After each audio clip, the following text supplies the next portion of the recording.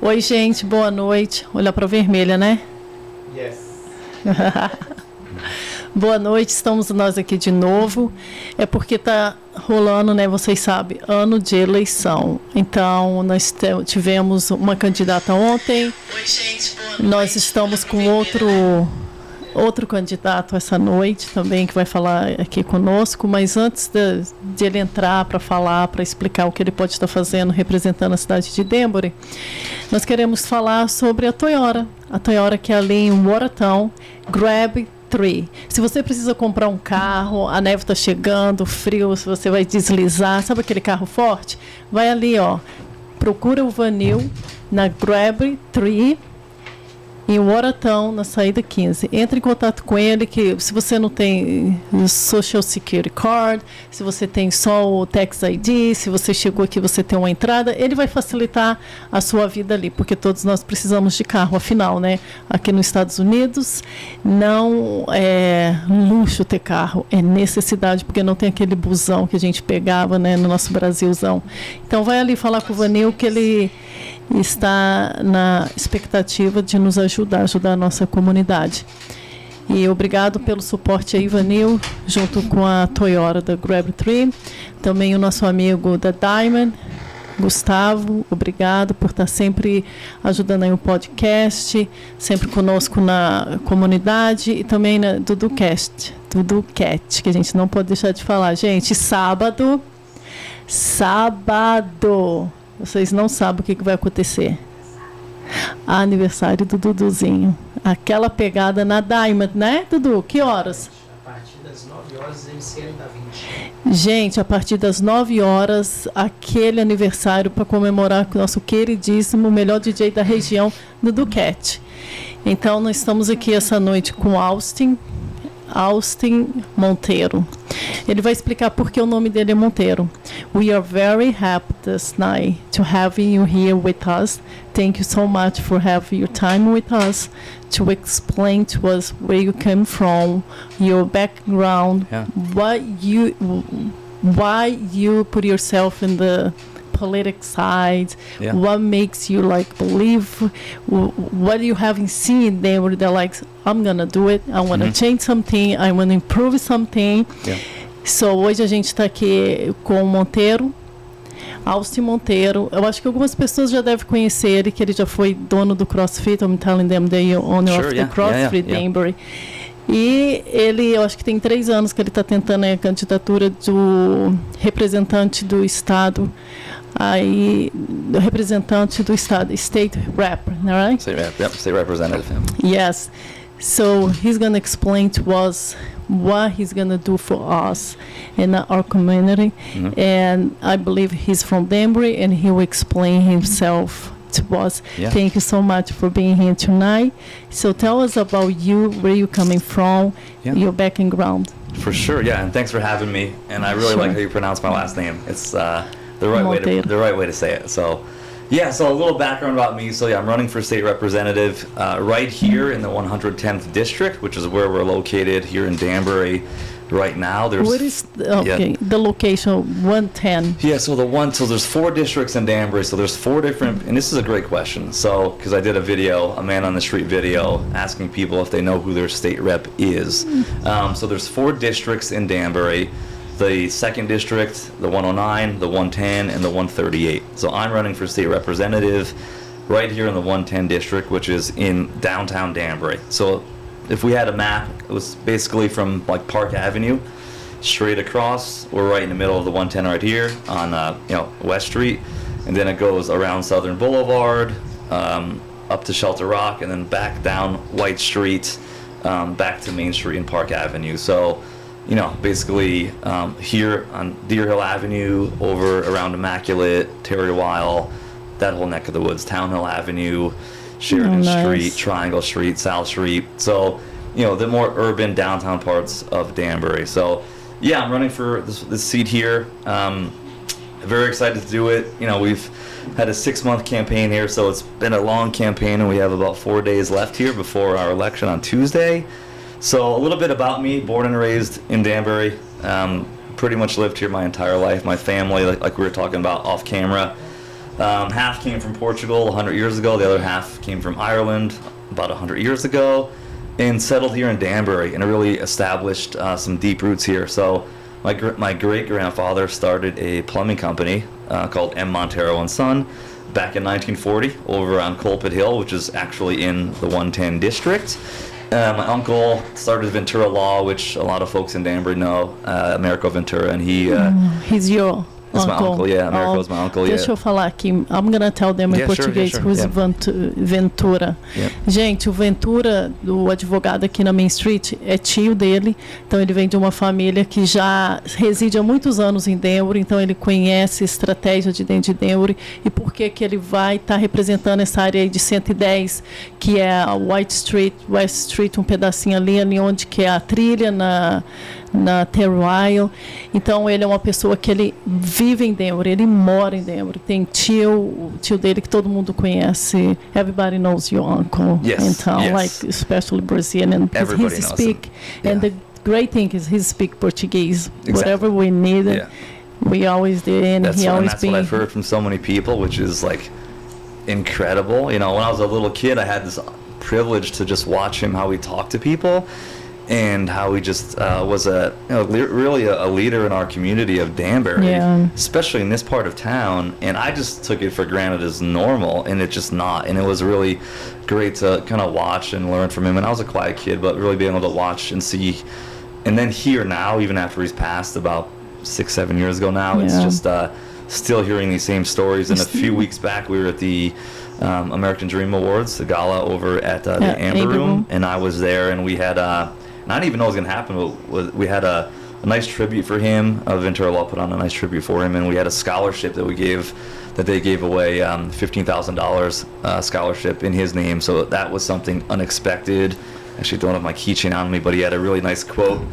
Talks about how if you know your roots, you know, you're very hard to conquer. And that was a quote that my great-grandfather told him, and that he carried along and is passed along through Ventura Law and through our Portuguese and Brazilian communities here in town. Yeah. That's very nice. That was great. Yeah, it's awesome. Yeah. So why you put yourself there to be in the politic? What motivates you to? For sure. So yeah, I'm going to go back to just. That's a great question, right? And it's something that I've been involved now for. This is 5 years now in Danbury and in Brookfield. But the motivation really comes from just seeing when I was growing up, again, just the service that different members of my family were involved in, not in a political sense, but in a community building sense, again, with my uncle and with my grandfather. These two men in my life, they just were something that I really look up to. And again, I thought it was normal. Like eventually, you know, you go to school, then you start a business, and then you come back and you help out in a service capacity. So at this point in my life, and where our district is, I feel it's a great opportunity for us, one, for me personally, to come back and serve, right? And that's why I moved back to Danbury to serve.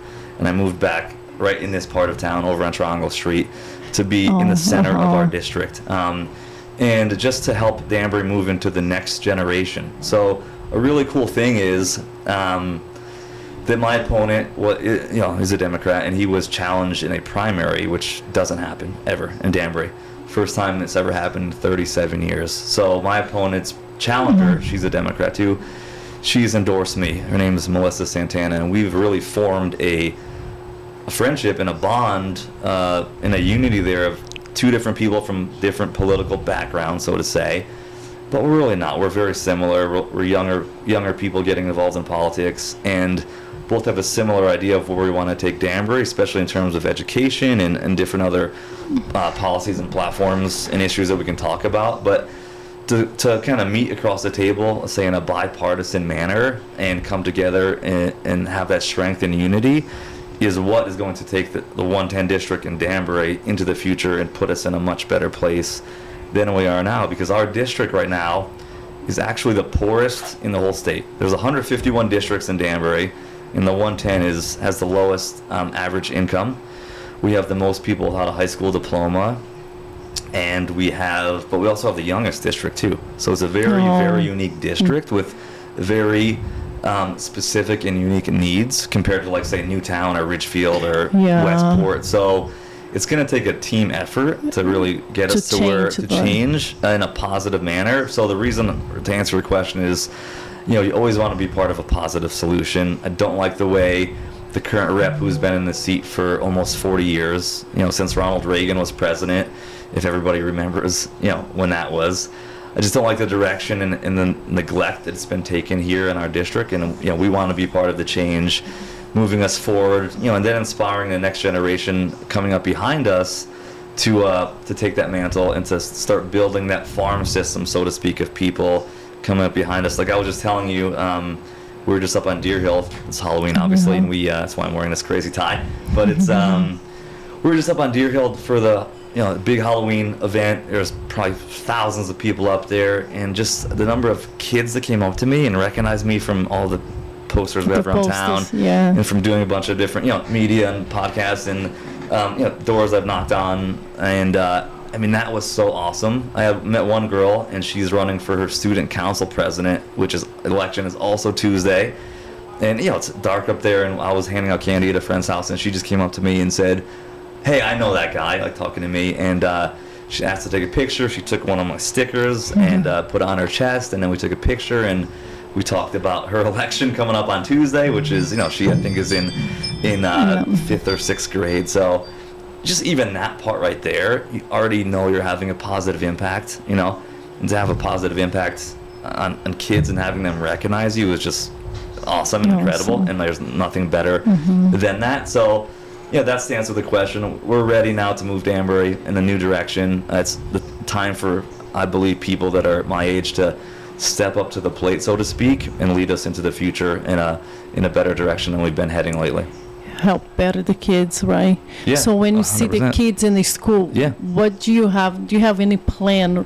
If I get elected this day, I'm gonna do this to change, or in your mind, when you just like see as the kids in the school, do you have a plan? I will do this and this. Yeah, sure. To help them. So there's a lot we have to do. So biggest part of, so my platform is called the Danbury Dream Revival. There's really 4 parts to it. Part 2 is upgrading education. So exactly what you're talking to, and that comes from, again, speaking to, I've knocked down over 3,000 doors at this point. Hopefully we'll hit 500 more this weekend, and basically hit about half of the homes here in Danbury. But upgrading education really is important, obviously, for people with children, and then for people who want to have children in the future. And obviously there's other economic aspects to property value with having good schools in your community, in your neighborhood. So we have some of the lowest rated elementary middle schools in the state, which is, to me, is not acceptable. And we have one of the lowest rated high schools, obviously Danbury High School. And the charter school has been getting blocked at the state for some crazy reason that nobody seems to really know. So a few things that I would like to do is, one, help push the charter school through to bring it here to Danbury. So because you believe in the charter school? Oh, 100%, yeah, without a doubt. Because, if you believe in upgrading education, it's all types of education. And with the charter school, it's going to offer different, let's just say, classes and skills that these children will be able to learn, which is going to carry them into the future workplace. When they're our age, 10, 15, 20 years from now, the workplace is going to look totally different. It's going to be filled with AI and all these different technologies that they're going to have to know. So this charter school is going to bring along, a little bit different curriculum, which I think is going to just open minds and doors for potential of these children so that they can excel, hopefully stay here in Danbury and in the 110 district, and again, be part of the revival here of our district. So charter school, we have to get going. People who push back on it think it's going to take away from the public school. I believe it's the exact opposite, just going to add to public schools. Yeah, that's what I heard. If the charter school happen, we're going to take from the public school to put in there, and they try to fix what's going on right now in the public school. So that's like two sides. And we have to be able to do both. So we definitely have to upgrade our public education, which the charter school is public education, and it's funded separately from a whole nother, it's funded totally differently than a regular public school. But right now, teachers, students, parents, the schools are just overloaded. Like the amount of children in the schools, so they're not getting enough one-on-one attention. The teachers are being overwhelmed. My girlfriend who's sitting outside is a teacher of not in Danbury, but in New York. She's been a teacher, a special ed teacher too, for a number of years, so she knows from the inside what that's like. And her district is funded very well where she teaches, and the parents have a lot of say in what happens, which I love. And I think I'd love to get more parents say, of what's going on in the schools. So whether that's forming parental boards in schools on different topics, getting parents more involved in the education of their children. That's where the charter school is big, and that's where school choice in general I'm all for. I'd really like to see that in Connecticut. So, and Michelle I know mentioned this last night, but about breaking down the average cost per student. So just for a regular student, it's $16,000 and some change for that student. So if we have school choice, you could take that $16,000 and it could follow that student to the school that they want to choose. So say, I think I mentioned to you off camera, I went to Immaculate High School, and I went to WestCon too, so all my education is also here in Danbury. But say they want to go to Immaculate, and that may be a better fit for them than say Danbury High School. That dollar can follow them to Immaculate, which is about that much in cost. So cover that exactly, and they can have maybe a different educational opportunity or a different educational atmosphere that they're looking for, and maybe that fits that student better, because everybody learns differently. You and I probably learn differently. I know I never conventionally liked how studying was taught to me. Like I never comprehended it. So like as you get older and you become an adult, you obviously find ways that work well for you. So yeah, you have to have as many opportunities as possible for children. We have to take the burden off the teachers too, from being overwhelmed with the number of kids. And you need kids to have more attention. So I don't know who would be against that. To me, anything that helps the children is number one, and education needs to be the bedrock foundation for our state. I mean, just to bring our district back into play here, we have a 19% reading proficiency, 19, not acceptable. And our math and science scores are also low. So again, when we get to the future, you may not have the skills that they need to compete and to buy a home. It's hard enough as it is now. And if you don't have the skills to say you want to start a business or whatever the future brings with AI coming in, they need to have these prerequisite skills so that they can be have fulfilling lives and find a purpose, in their work, because it's a big, we spend up most of our time fortunately or unfortunately working, right? So you want to find something you love to do and are passionate about, whether that's opening a business or working for a company you love, or as being a parent, whatever it may be, or being a coach or whatever it is. So yeah, I'm all for it. And when it comes, I did an interview this morning actually with a local outlet, and the funding issue comes up a lot. So we definitely I would never be for taking away for funding from public schools. I'm looking to fund public schools, but fund them correctly, make sure we're funding the right programs. And again, every district is so different. Like our needs here in Danbury vast greatly from a Ridgefield or what have you. So we have to fund our Danbury schools, where we're seeing the testing numbers, go down, and also the student demographic that we have to. So we have to fund it correctly to basically serve the children as best we can, because they're all entitled to an appropriate education per our Constitution. Yes, that's true about the school. I have two daughters that went to Danbury High School. My older daughter, she went to Immaculate, but she didn't fit so good, so I had to transfer to Danbury High. It's about 4,000. 4,000 kids. I know. Can you imagine biggest high school in the state? How the teacher is doing with that? The teachers, the students. I know when I was that age, I would have got lost in the crowd, and I'm sure a lot of kids are getting lost in the crowd. So, I was lucky enough where, my parents could afford to send me to Immaculate, which, I'm very thankful for. And, at the time, you just... I really like it. I loved it. My daughter, she always says, you loved it. You have to understand. You loved, but it wasn't her fit, and that's exactly. So everybody's different, right? So maybe she wanted to go to Danbury High, and maybe some kids want to go to Immaculate. But the good thing that I've taken from Immaculate, and I think you could bring to a lot of other schools, is the fact that as alumni we say that we're a family, right? And it's so true, because we still all help each other out when we see each other in the community. The alumni donates to the school, and we're able to build. A lot of, we just built a new fitness gym in the school, it was 2 years ago. Alumni funded. I helped set up the gym and help get the equipment and get everything set up, and basically turned an old boiler room into this new gym to just basically help the kids out and give them the give them what they need to exceed athletically, educationally. But the family aspect of Immaculate is something I would love to see carry over to other schools. But that comes from more parental involvement and more one-on-one attention with students, and then really forming a bond in the school. And they literally push you, walk in the front door day one, it's like we're a family. And I think that's so huge to our community, and to be able to carry what I learned there and what I still experience from knowing a lot of the leadership there, the principal and the athletic director, we're good friends. He's Portuguese as well, which is a big part of this community here. And just that family aspect would be great to carry into education in public school as well. Yeah. Mm-hmm.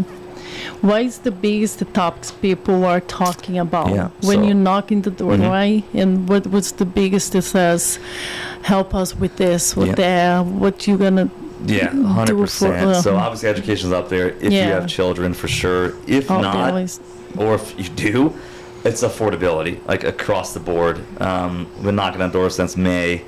So affordability, again, especially in our district, is a very unique district. I mentioned the income levels earlier, and we have a number of people living, below poverty levels, which we want to help fix. I'm not a big fan of having the government step in and fix things, but in certain scenarios, we have to do more than has been done. I believe we have to provide more services for the homeless people we have here, because we do have, it's gone up, I believe, 26% in the past 2 years in our district. The number of people living below the poverty line has increased the past 2 or 3 years.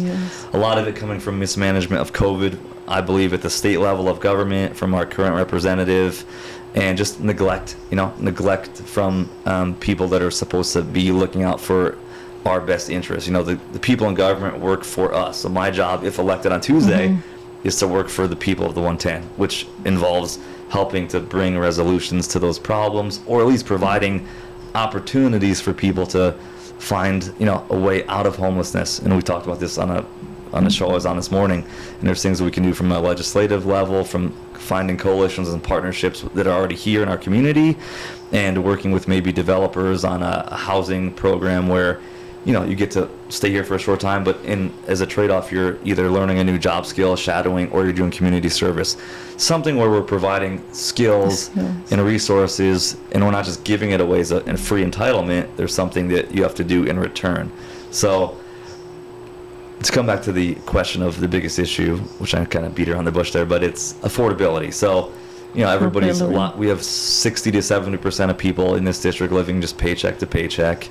Maybe even higher than that, which is hard, because then it puts us in survival mode, right? And we want to get people into thrive mode. And if we're living just in survival mode, you're really not thinking about anything else besides just, trying to, do I pay rent or the mortgage, or do I pay for a medical bill or food, or do I put gas in the car, do I walk somewhere? Like, this is Connecticut. We should not be in that situation whatsoever. Like, Danbury used to be the best city in the state, and we're going to work hard to put it back as the best, but we have to address this. So there's ways we can do it quickly. It could happen actually right now. Our current rep is saying no to this, but the electric bill, right? Everybody's seen that recently. The public benefit part of the electric bill has been a 22 to 29% increase for everybody. So if you have a home, like renting or you own it, or if you have a business, whether you rent or own, this is hurting people in the wallet dramatically, right? And we could solve that very quickly. We've called for a special session, which is when the Congress, the General Assembly of Connecticut, goes back to Hartford and they meet. So people who are supposed to be working for us, our current representative, is supposed to go to Hartford and meet and figure out a solution to this problem. We've had 68,000 people in Connecticut sign a petition for them to do this just in the last couple of weeks. And my opponent has said no. He said he will not go to special session to even discuss solutions. And there's two solutions that we could almost eliminate this entire public benefit portion of the bill. I know so I live in a condo complex, 1,200 square foot, 2-bedroom, nothing crazy, right? So electric bills are $700. It's almost double for some people because it's all electric heat, electric everything. Yeah. So, and this is not an expensive place, right? We're not millionaires living here, so it's hurting everybody dramatically. So we could go to a special session. We have $700 million still left from the COVID money from ARPA funds, which we could use to pay down this this money owed to Eversource, for lack of better words. And then with PURA, which is the Public Utilities Regulation Association of Connecticut, right now they have this bill to pay off in 10 months. We could expand that to a longer time duration. So there's literally two things. We could go to Hartford, like my opponent can go there tomorrow, and we could vote on this, and we could really reduce the burden on people instantly, but he refuses to do it, as does all of the Democrat Party, unfortunately. And if they're listening, they can go tomorrow right now and do it, and I'm sure people would be happy, and it'd probably get you some votes. But it's something, because this ARPA money is going to run out end of the year. So even when I get there in January, the money's going to be gone. So we have this one opportunity, and this window is closing, which is 8 weeks left. So it's now or never. So unfortunately, it looks like it's going to be never, and we're going to be settled with this bill for a while. Do you really believe that if you get elected, like, you're going to help? And Michelle mentioned something about that last night, about the electrical. It's ridiculous. Yes. I'm going to tell them in Portuguese, so because it's really, it's struggling. I hate to see my electricity bill, right?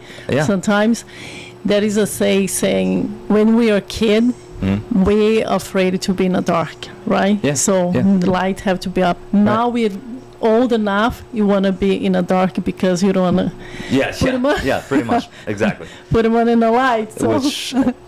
Kids, you want to be in the light. You don't put on air conditioning. It's bad. So, gente, ele está falando aqui que se ele for eleito e tal, a Michelle falou isso aqui também ontem, uma coisa muito interessante. A gente está pagando muito caro pelos nossa eletricidade.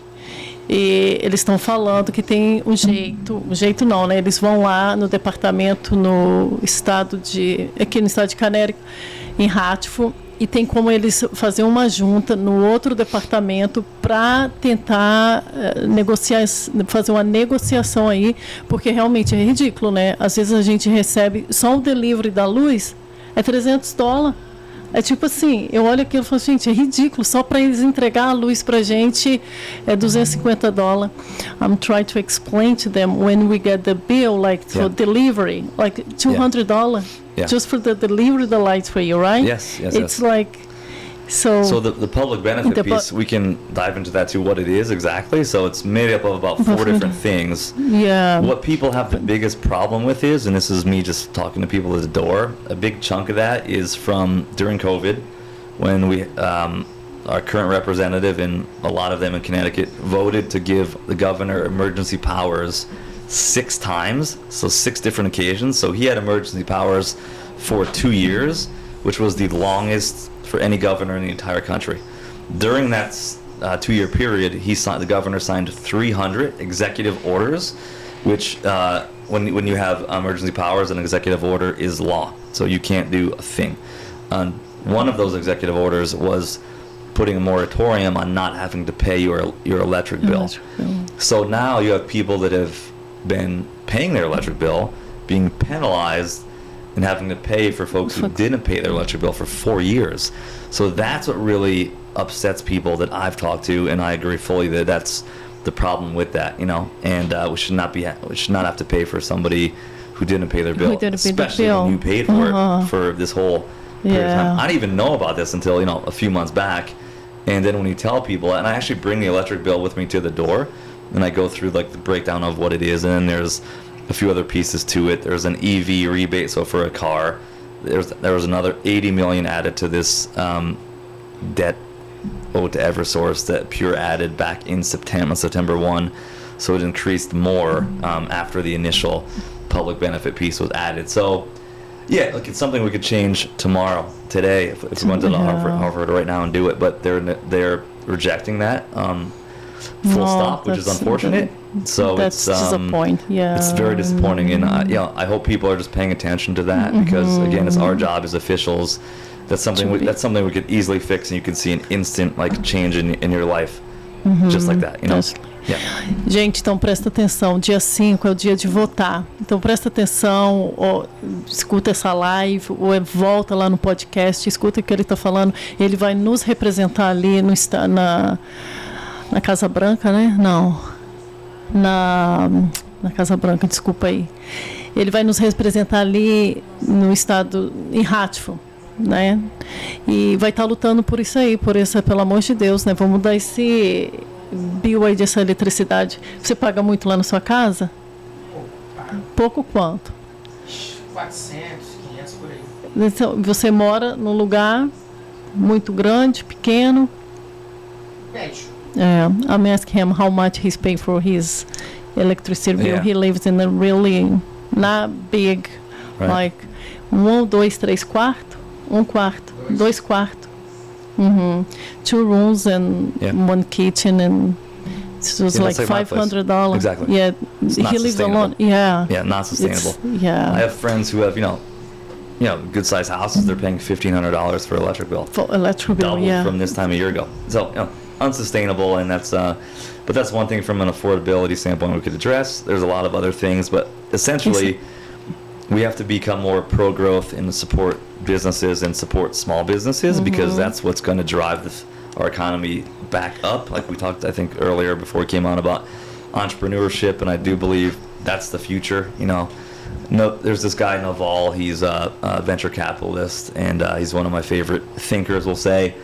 And his vision is that in the future we're going to have 7 billion entrepreneurs, and I don't think that's a stretch. I think everybody potentially could be their own brand, so to speak. So I'm not saying it's going to happen tomorrow, but 10 years from now, I really foresee something like that most likely happening, and how the workforce is going to look.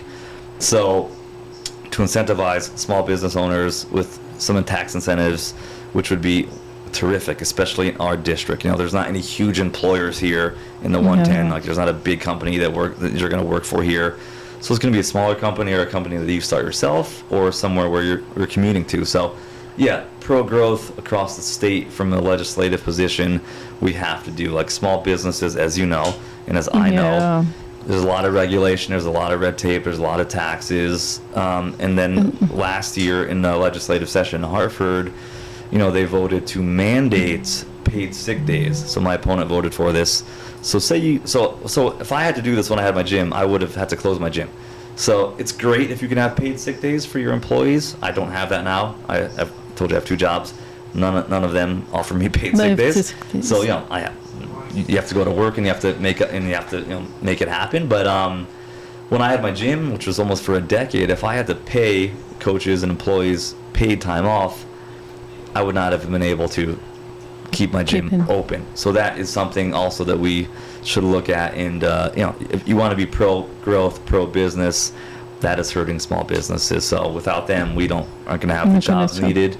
Or people are not going to want to open a business because they foresee the issues that they're going to have, and all the red tape and regulations and mandates that they're going to have to upkeep just to stay open. So that's another thing that we can definitely look at, and we'll definitely tackle in Hartford.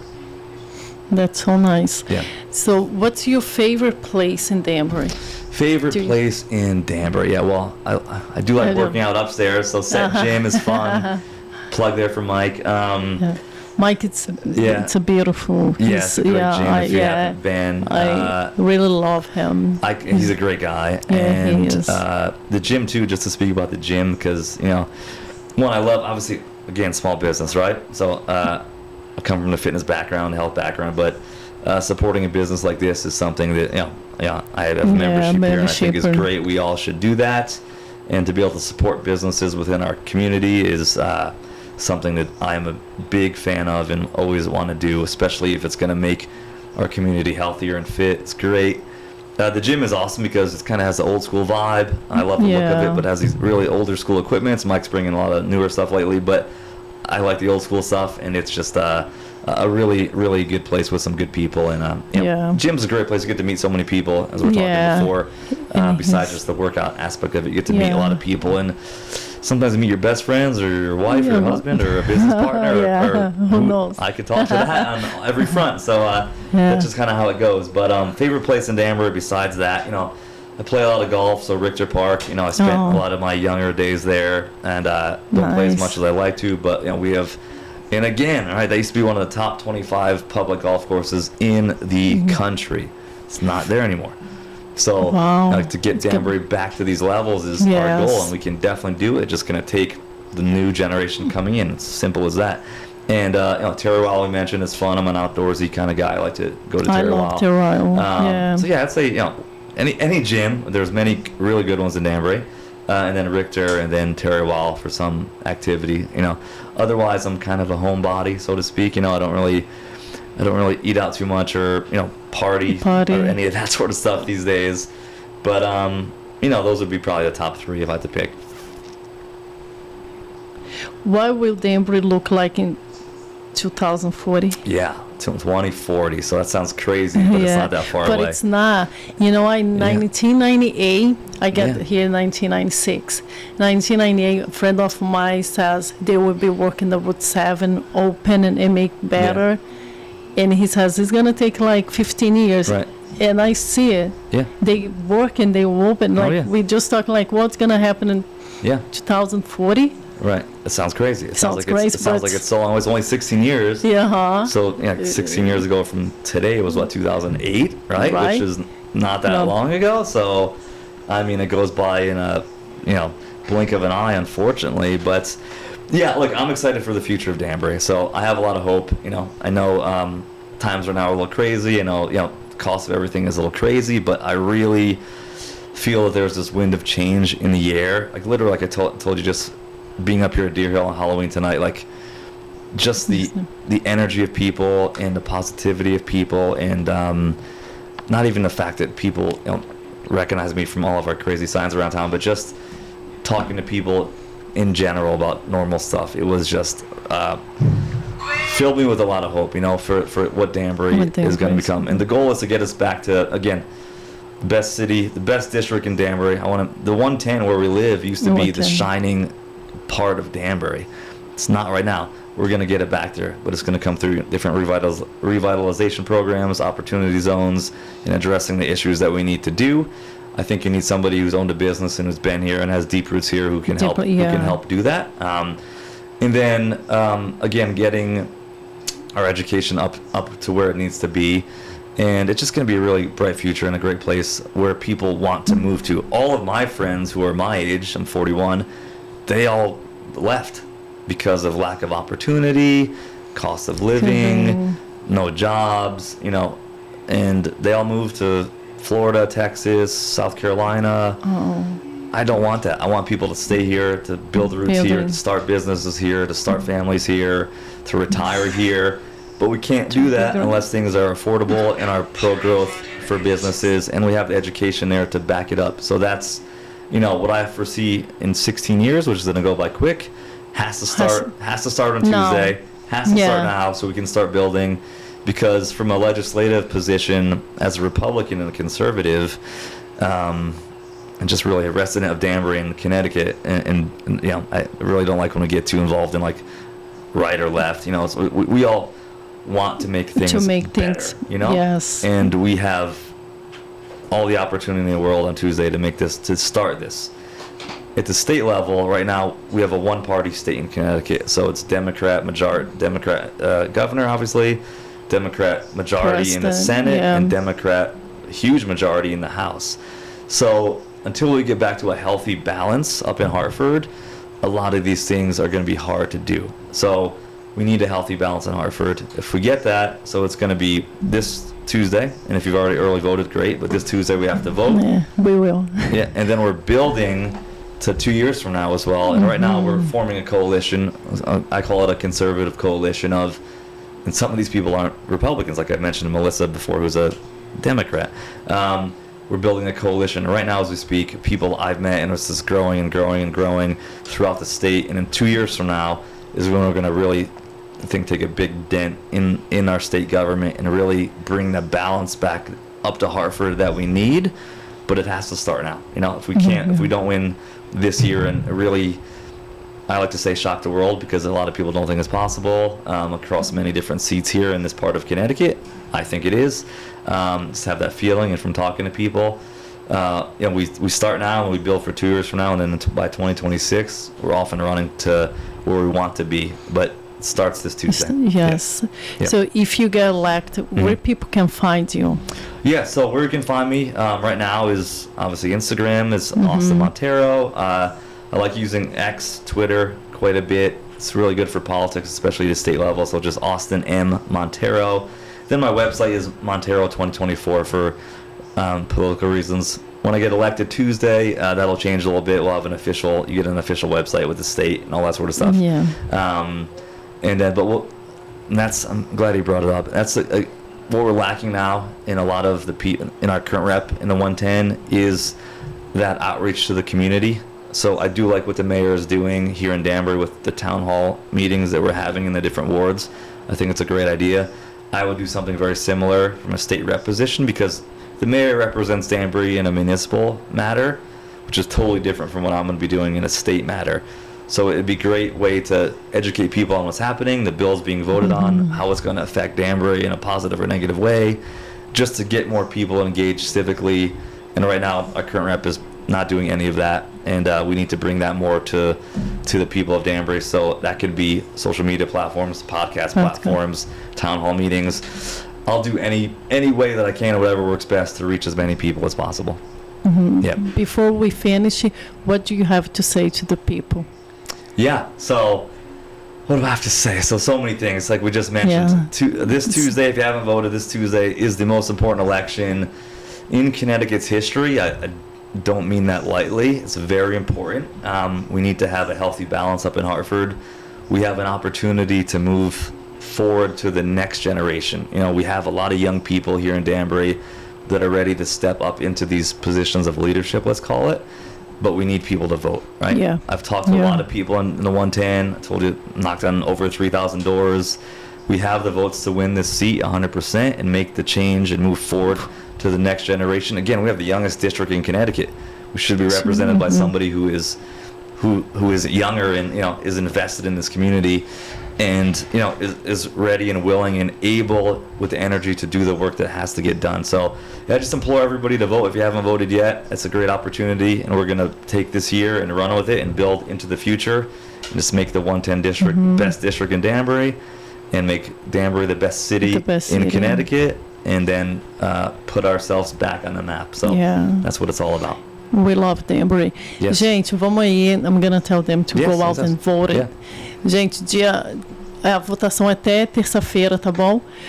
Vamos sair aí, vamos votar. Se você não sabe onde ir, pergunta ali na City Hall onde que eu vou. Se é o seu primeiro ano que você vai votar, por favor. Why I'm saying that? Because I have my aunt. Yeah. I called her the last election and says, "Oh, did you vote?" And she says, "No, I totally forgot." And I was just like, "Oh my God!" I was there helping, to reach out people. Yeah. And I totally forgot to call them. Yeah. When passed, I was just like, "Did you vote?" And she says, "No, I totally forgot." I was just like my family. I was just no way. I've heard it many times. Yes. So, gente, vamos votar, entendeu? Vamos mudar, vamos tentar aí, né? Essa eletricidade da gente abaixar aí. Outras coisas, ele tem planos muito bons para as crianças, para escolas. Vamos aí dar uma forcinha e ver o que pode melhorar aí no meio da nossa comunidade. We are very thankful. Thank you so much. For you being here tonight, taking your time. I know you're busy with your campaign and everything. Thank you so much for having you here. It's a pleasure. We'll be back. Thank you so much for having me on. It was fun. I appreciate it. Do you want to say something in Portuguese? Because I do not want to butcher it. No, I only know bad words in Portuguese. So I'm sure. I'm learning again, but it's next time I come on, we'll do that. We'll speak it. We'll speak more in Portuguese. Ciao. There we go. Tchau, boa noite, muito obrigada, gente. Vote Austin Monteiro. Go vote for him. Thank you. Great.